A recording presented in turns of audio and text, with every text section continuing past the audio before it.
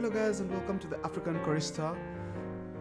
This is a new series where we continue to write psalms for every Sunday throughout the year. So do subscribe if you haven't, so that you can be able to get notifications on when we upload new psalms. We're trying as much as possible to upload them earlier than the Sunday, so that you can be able to even use the psalms for your mass. Do stick around and enjoy.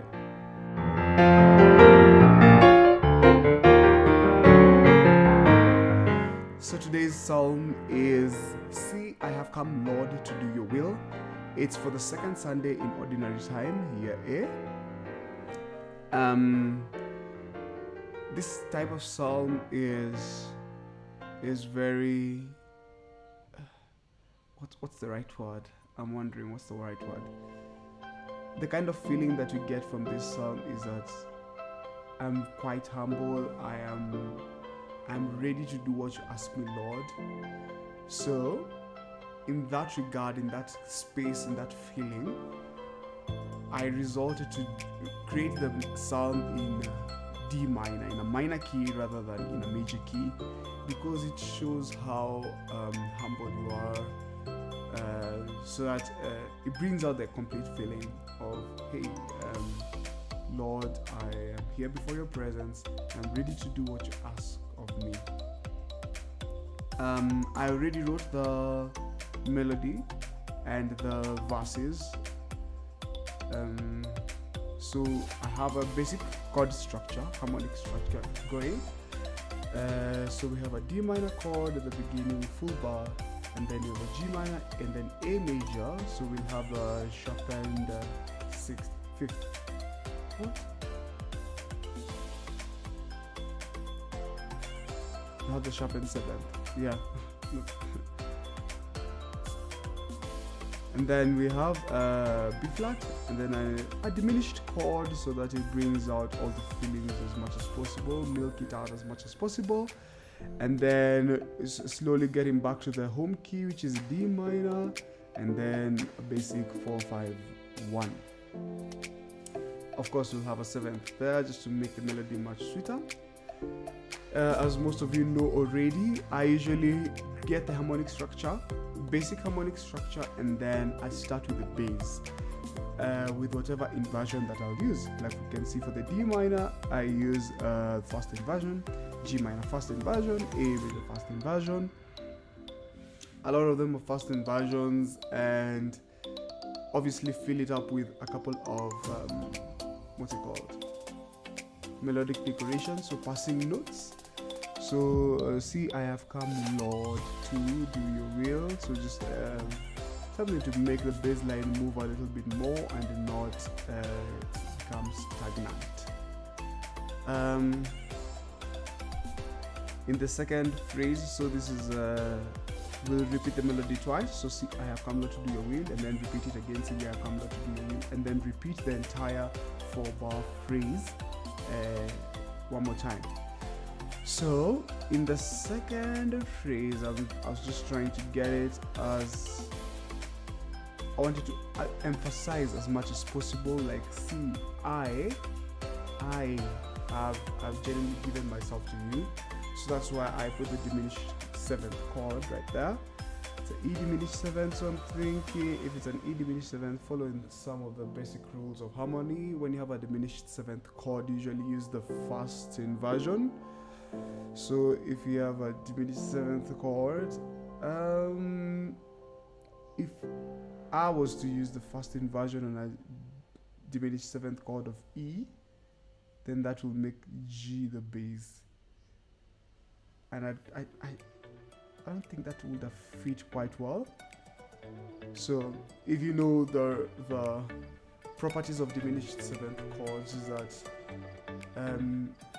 any of the notes of the diminished seventh chord can be the name of the diminished seventh chord. I don't know whether that makes sense.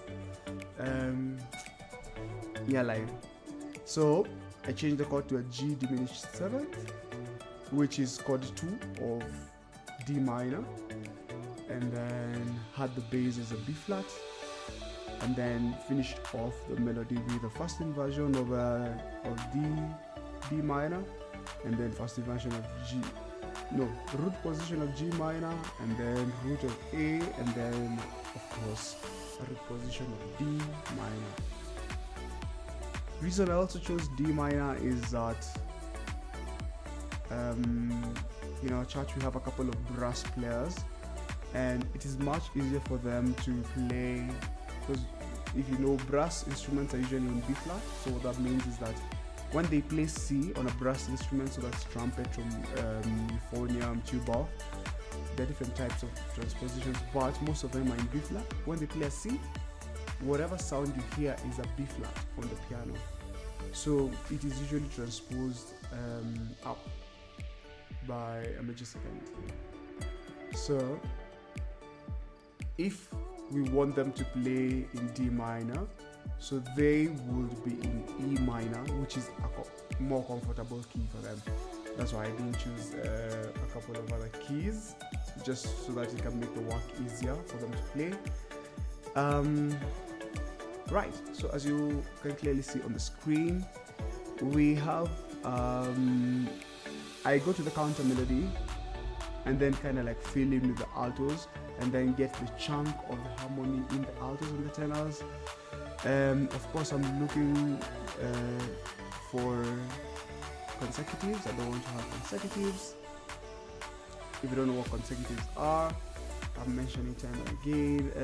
Consecutives are if you have a fifth at the same interval between two voices consecutively, then usually in harmony classes you're told, I don't think that will work.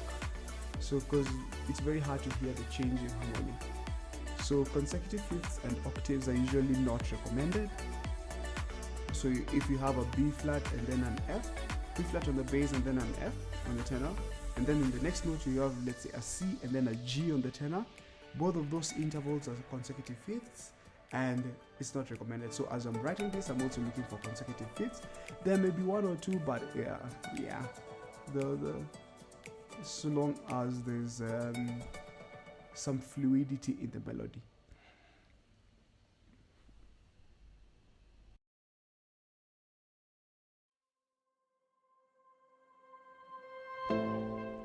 So as you can clearly see in the tenor line, we have some amazing dissonances. So at the very last chord where we have the A major, say I've come Lord to do your will, top system, last bar, an amazing movement down towards the C sharp, so that it enhances that harmony. And then we just move to a B flat, and then casually to the next immediate note, which is as close as possible, so that you can get a full G diminished 7th chord, which is an E. And then we move slowly as we resolve to the home key, which is D minor, and then from there we'll have our basic counter melody, and then we'll start working on the alto line, of course, as we're looking through the harmony.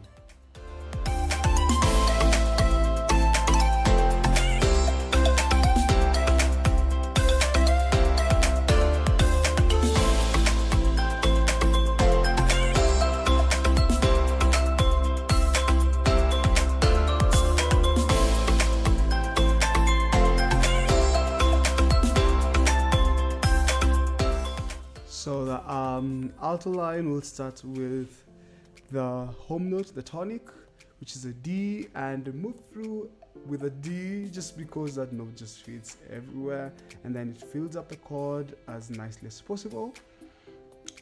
And then of course the phrase goes and moves towards the A major chord. This phrase kind of like brought a little bit of stress, so I had to move the bass line around. Good thing is that it just stayed on the G, and then we had the E, which was on the bass line on the alto side, and then they'll definitely remain on the A. Have a little dissonance there with the G minor chord, with the passing notes on the soprano line, and then on the next chord, which is a B flat, the E from the alto will just move up to the F. So up semitone to the F, which will be super easy for a normal choir. So the other thing about a G diminished 7th chord is that the only note that was remaining was, we have a B flat, we have an E, we have a G sharp, no, we have a C sharp, and then we'll have a G. So that we have a full-on diminished chord, and it brings so much tension in the music, and then gently resolve it on the D minor as the alto line moves up towards the A. And then of course every other note will sort of be just filling up the basic triads that are remaining. For the A major 7th chord, we already have the 7th on the tenor line, which is a G. So we were remaining with a third, which is the C sharp, and we've just put that on the alto line, and then we resolve down towards an A so that the chord feels much more full.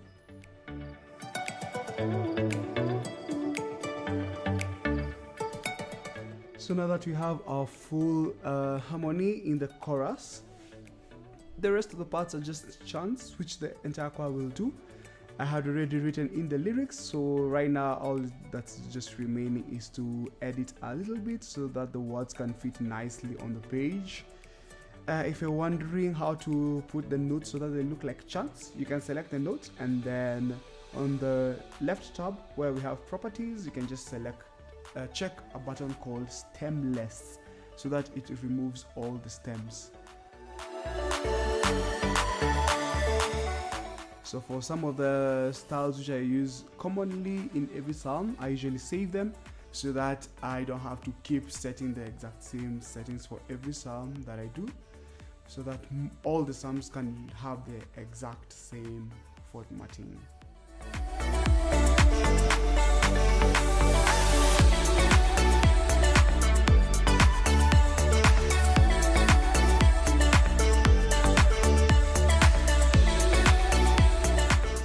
So all that's remaining right now is to set the sound so that the sound we can utilize the full power of musescore 4. So I'd go to F10 and then get the mixer out, and then for the sounds, for the ladies I'll use the muse choir and then sopranos, and then for the men I'll use the muse choir and then use the bass sound, and then for the master I'd have some compression so that the sound fits in nicely, and then of course some reverb so that it fits to the nice mood of the church, and it really helps that our psalm is in a minor key. It just feels much more holy.